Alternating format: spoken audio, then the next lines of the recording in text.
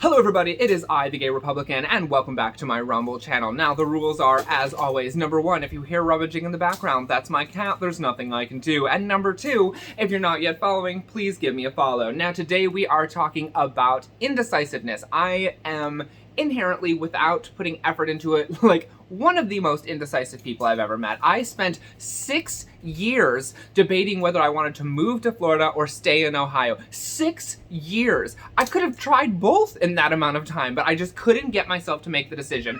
And I realized after some time that I had two different emotions that were dictating the two, and that's why they were taking turns. One of them was like my happy self that was like excited, ambitious, and ready to go, and I'd chase my dreams and go to Florida and do something great with my life. And the other one was like, oh, it's gonna be so hard, and you should stay by your family and just wrap yourself up in your comfort zone. Yeah, you don't need to do all that, just be comfortable, right? And then that one, of course, wanted me to stay in Ohio. So they went back and forth, and they would take turns. Like every 2 weeks I was changing my mind, and I couldn't figure out how I was supposed to not be indecisive till I realized that it was the different emotions that were dictating it. And I was like, I'm not gonna let depression dictate what I do with my life. That's a really bad idea. So I came up with a rule for myself, which I think will benefit any human being who applies this rule. What I did is I set goals for myself when I was feeling very excited, very ambitious, very much like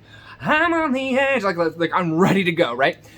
And I said, I'm allowed to change these goals, but I have to be in the same mood I am right now if I'm gonna change them. So if I'm sad the next day and my mind's like, ooh, well, that's gonna be really hard moving to Florida. I was like, no.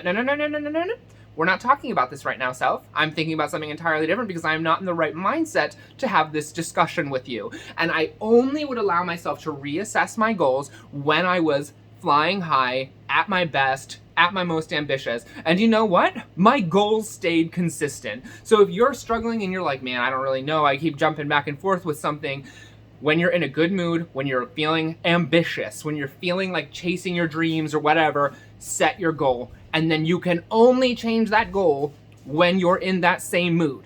And you every day you just work at it and work at it. And even if you don't feel like, oh, maybe I should change my mind. No. I'm gonna work on this goal until I change it, and I'm not in the right mindset to change it. This method has completely and totally transformed my life. And to this day, whenever I'm feeling that lure of the comfort zone, because it's so comfortable being like, hey, why don't you just, I'm like, well, I'm not listening to you because I'm not in the right mindset to listen to you right now, right?